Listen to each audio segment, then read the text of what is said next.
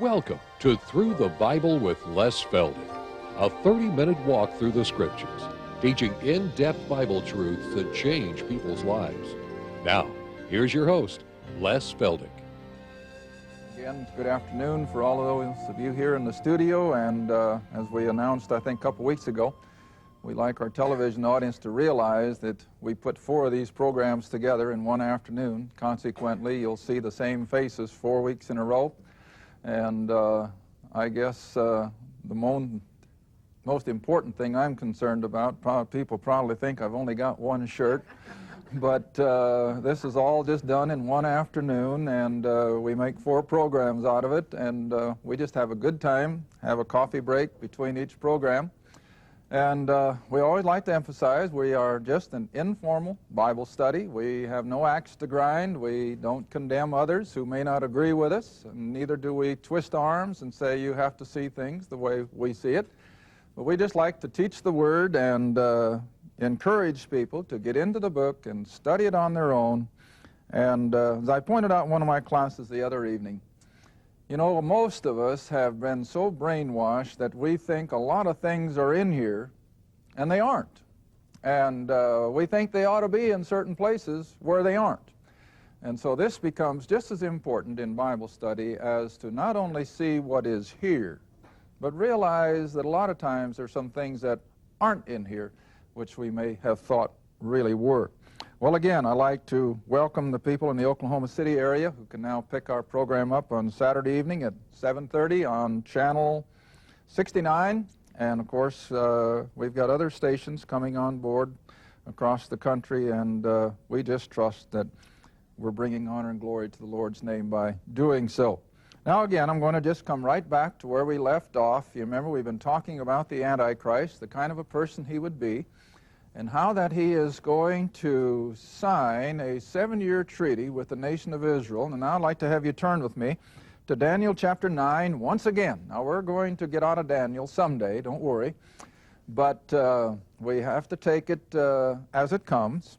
Back in Daniel chapter 9, verse 27, where we see so clearly that this prince that shall come, this Antichrist, this vile person, this king of fierce countenance, this man who is going to come in with peace and prosperity on his platform, and he's going to just literally bowl people over with his charismatic personality. And the triggering thing that is going to reveal who he really is, and that's why I maintain we as believers will not see this happen, because it can't happen until after we're gone, is that he's going to sign a 7-year treaty with the nation of Israel. Now let's verse 27 once again. We've looked at it, I know, almost every week now for a month or more, but once more. And he, this man of sin, this Antichrist, shall confirm or make the covenant with many, the nation of Israel, for 1 week. Now remember, going back almost 7-8 weeks now, that Daniel's prophecy was a 490-year period of time, going all the way back to Nehemiah's return to Jerusalem to rebuild the city walls. You remember that? And 483 of those years were fulfilled just before the crucifixion, probably on Palm Sunday. And then, according to the Old Testament prophetic program, even though there might have been a small interval of time between the death, burial, and resurrection and the ushering in of this final 7 years to complete the 490, and we've been trying to show that nothing in the Old Testament indicated that that would be split open and stretched out over almost 2,000 years before the final 7 happened. But they are going to still be fulfilled. And so this is the triggering mechanism then that kicks God's time clock back in gear. Now you want to remember, when those 483 years were completed, and Israel rejected the king and the kingdom, God put his whole program on hold. His time clock stopped, and it hasn't run now for the last 1900 and some years.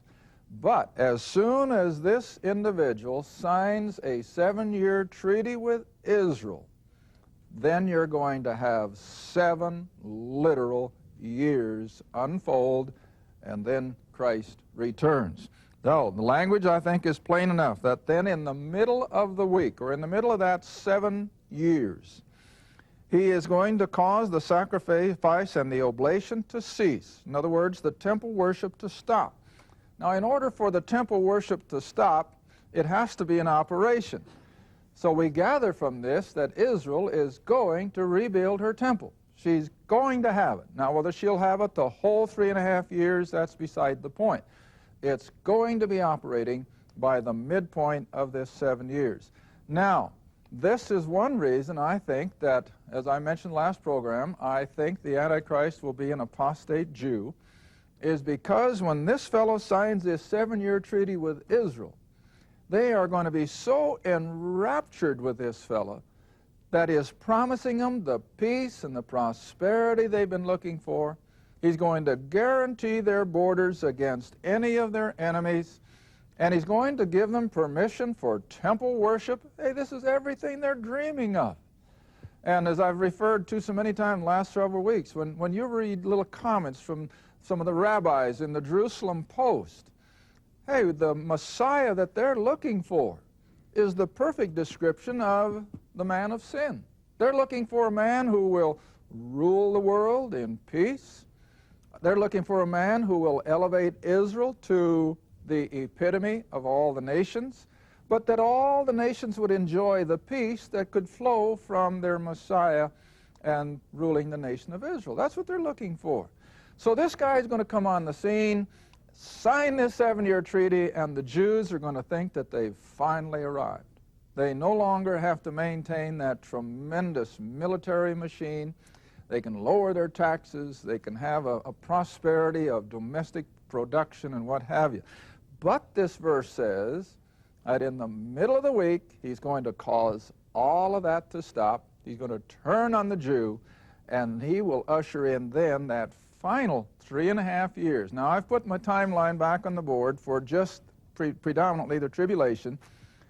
After the departing, which we talked about last week from 2 Thessalonians, after the departing, then shall that wicked one be revealed. He's going to sign the 7-year treaty with Israel. But in the middle of that 7 years, he's going to go down to Jerusalem, probably from his headquarters in Europe, move into the temple complex, set up his headquarters, defile the temple, and force the Jew to worship him as God. It's going to be Hitler's Nazism all over again, only 1,000 times worse. Now then, go on to Matthew 24 again, where we'll pick up where the God of creation, and I think if I've emphasized anything over the last 2.5 years now of teaching on television, is that Christ is the creator, God of the universe. He is the very author of this book, and he himself refers then to this verse we just read in Daniel, when he says in verse 15, when you see these things, and this is where we closed again last week. I've been hitting this for several times over the last few weeks for emphasis. And again he says, when you therefore see the abomination of desolation spoken of by Daniel the prophet, stand in the holy place, that is in Jerusalem in the temple. Whoso readeth, let him understand. Now, get the setting again. This is Jesus in his earthly ministry. He's talking to the 12, and he's talking as if it's going to happen in their lifetime. He gives no indication that there's going to be a big time span in between all this. He's talking to them as if they should be ready for it.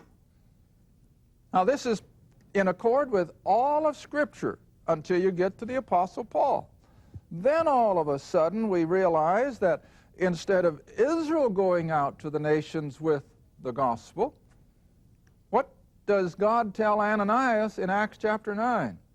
Don't be afraid of old Saul of Tarsus coming into your home because, now I'm paraphrasing, because I have commissioned him to be the apostle of the Gentiles. See what a difference that makes? But Jesus isn't speaking that way. He's speaking as if all these things are about to happen. Now read on. Verse 16. Then Now, I always like to emphasize time words. Until is a time word. Then is a time word. And now he says then. At that point in time, when the Antichrist comes in and defiles the temple and causes the Jews to stop their worship of their Old Testament system, then he says, let them who be in Judea flee to the mountains. Flee to the mountains. Now keep that in your computer up here. We're going to refer back to it in a little bit. Now verse 17. Let him who is on the housetop not come down to take anything out of his house.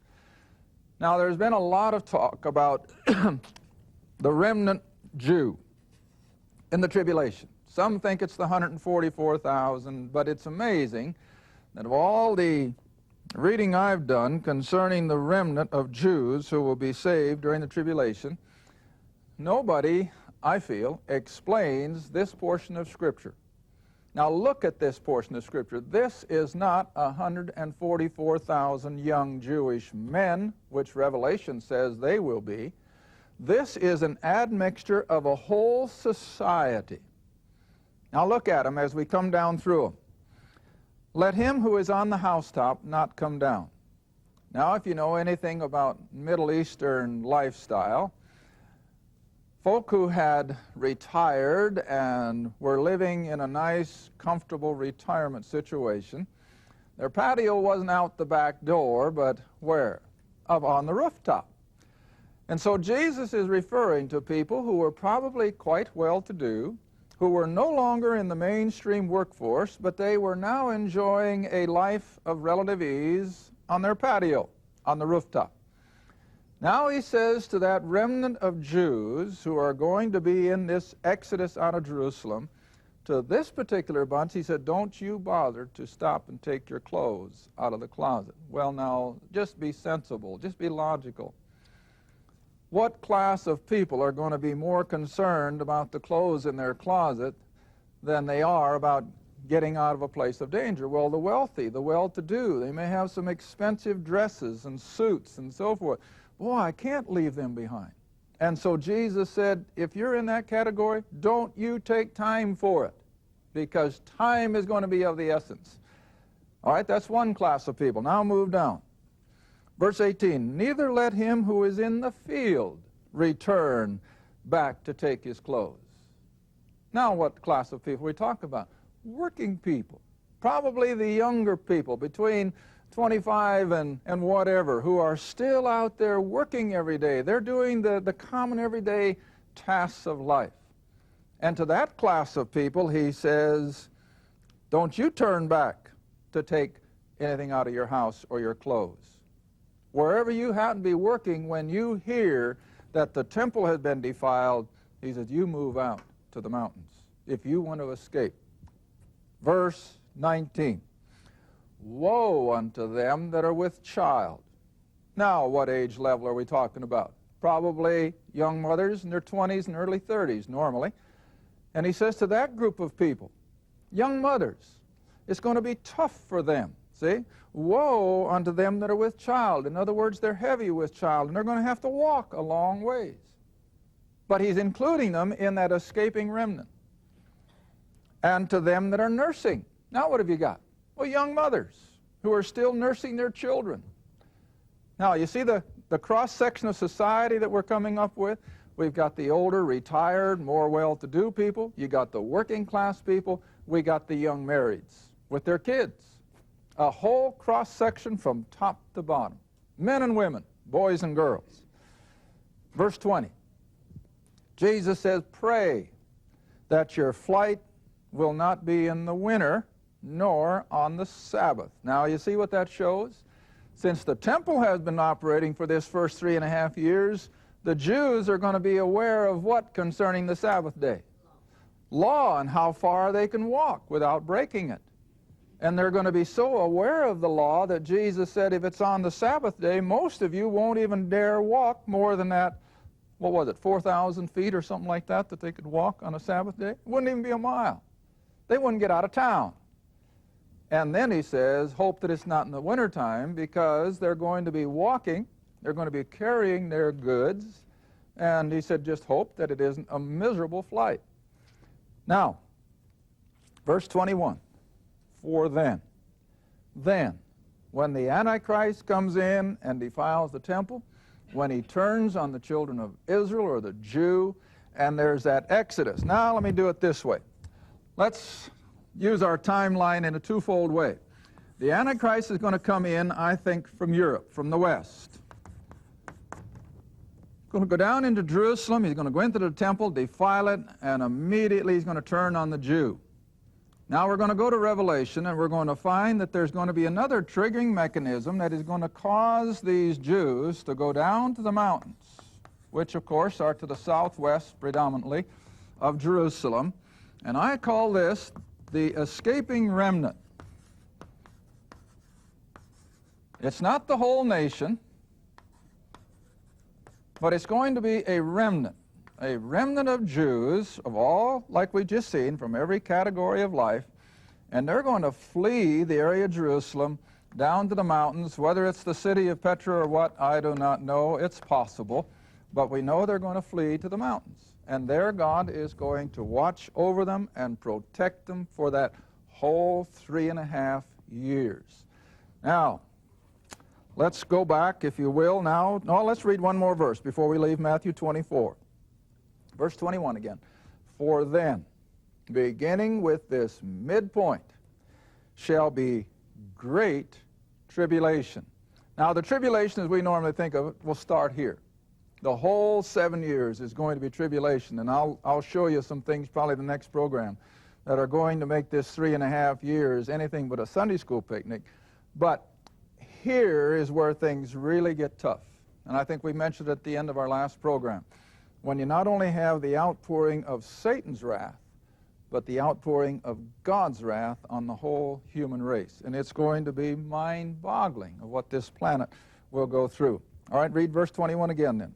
For then shall be great tribulation, such as was not since the beginning of the world to this time, nor ever will be. Now stop and think. Number one, those of you who heard me teach the flood, was that an enjoyable experience? It was awful. It was awful. It was climatic. It was cataclysmic. It was the end of everybody that was living at that time except Noah and his family. Then you come up through history. I've said the more you read history, the more you realize that for 95% of the world's population, life was not life, it was an existence. It was a life of slavery. It was a life of just barely existing. And then you come up to the World War II and the slaughter of not just the Jews. There was a slaughter of Russians, Germans. Millions came under the suffering of World War II. But Jesus said that's nothing compared to what is yet coming on this planet. And so he says, except those days should be shortened. Now I know a lot of people get the idea this means instead of running 7 years, it may run 6.5. Now I think the Greek implies that unless it would end on schedule, it's going to go the full 7 years. But if it would go a week over or a month over, no one would survive. But since it will end on schedule, yes, there will be survivors. We have to have survivors because, after all, you've got to have people going into the kingdom. Now, of course, the largest group of survivors will be this escaping remnant of Israel. Now then, let's go back to Revelation again, and let's pick up this escaping remnant in the prophetic book, Revelation. And I'd like to stop at chapter 11 first. Revelation chapter 11. And here again, symbolism. Symbolism comes in so clearly, and all we have to do is decipher it, and all of a sudden the symbolism becomes a literal truth, just as literal as if it had been written out in plain English again. Chapter 11, Revelation.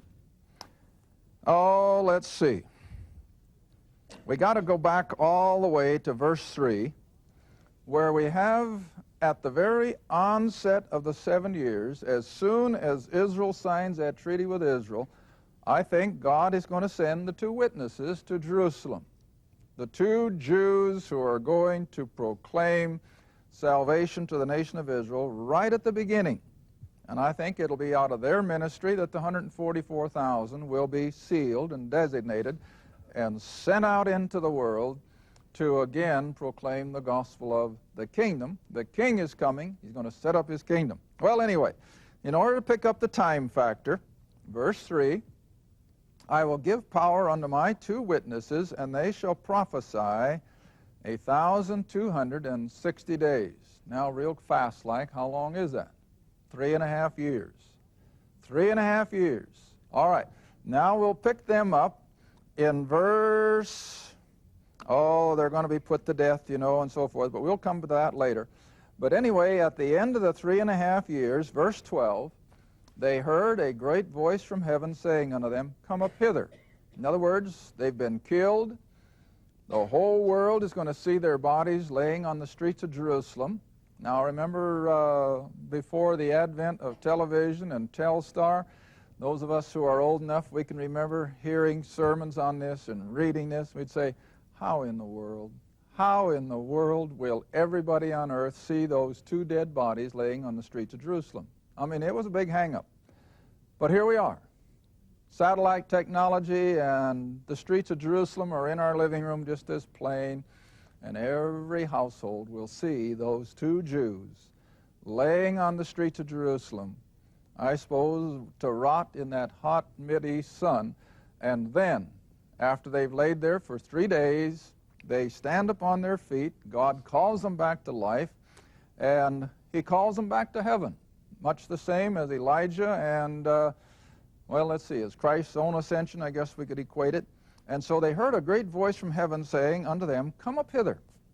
And they ascended up into heaven. Now, this is the miraculous again, you know. As I've said, as soon as God starts dealing with Israel, the supernatural comes in and becomes almost every day. So they ascend up to heaven in a cloud, and their enemies beheld them. Now, I don't know whether they're going to have it on the 5:30 news going up, but it wouldn't surprise me. This is going to be world news. Now, verse 13. This is what I really wanted to come to. And the same hour. Where are we in the tribulation? Midpoint. And the same hour there was a great earthquake, that is, in the area of Jerusalem.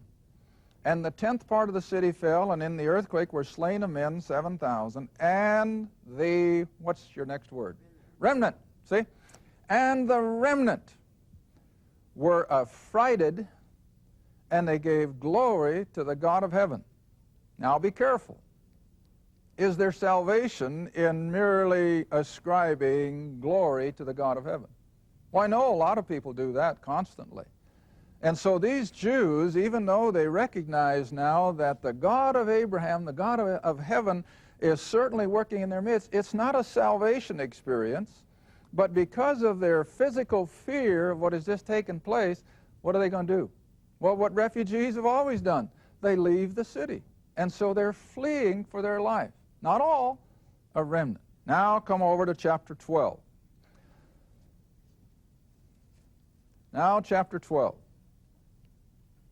When I start these half hours, I think I'm not going to have enough to fill the half hour, and then all of a sudden it's gone and I'm not through. But now in chapter 12, verse 5 and 6. Now here in the symbolism again, the woman is the nation of Israel. I think most people are agreed to that. And so this woman brought forth a man-child. In other words, the Christ child. And here we leap the ages from the time of his birth to the rule of his kingdom, 2,000 years or more. And so she brought forth a man-child who was to rule all nations with a rod of iron. Now it backs up again to the ascension. And her child was caught up unto God and to his throne. Now he's ascended. Now verse 6. Now we leap back again to the midpoint of the tribulation.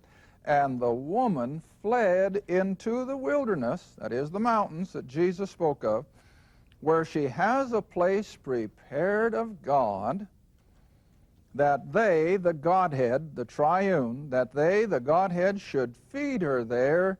And again, what's the number? 1,260 days, or 3.5 years. The last 3.5 years. Now, come across in that same chapter then, verse 13. When the dragon saw that he was cast into the earth, he persecuted the woman, that is, the nation of Israel. Verse 14, and to the woman were given 2 wings of a great eagle, that she might fly into the wilderness, down to the mountains, to her place prepared of God. And she's going to be there a time 1 year, times 2 years, and a half a time 3.5 years, from the face of the serpent. And the serpent cast out of his mouth water as a flood after the woman, that he might cause her to be carried away of the flood. And the earth helped the woman, opened her mouth, and swallowed up the flood which the dragon cast out of his mouth. Now then, come back with me very, very quickly to Exodus chapter 19, and I don't know if I'm going to have time to finish it, but let's hope so. Exodus 19. Because I've said over the months that we've been on the air now, and those of you who have been under my class teaching for a long time, so much of what takes place in Genesis and Exodus, we see a repetition in Revelation. Well, this is exactly what you have. The same setting of Exodus, with Israel fleeing out of Egypt, with the Egyptian armies behind them. Now look how God looked at it. Exodus chapter 19, verse 4. And he says through Moses, you have seen what I did unto the Egyptians, and how I bare you on eagle's wings, and brought you unto myself. You see what it says? Now flip back again real quickly to Revelation.